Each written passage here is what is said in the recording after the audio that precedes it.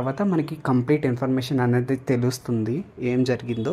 ఇవి అంటే వీటి వల్ల కూడా అయ్యుండొచ్చు అని ఛాన్సెస్ ఉన్నాయా అని అంటున్నారనమాట. మనం నిజం తెలియకుండా ఏది మాట్లాడకూడదు కదా. సో అందుకని నేను ఈ వీడియో చేస్తున్నానమాట.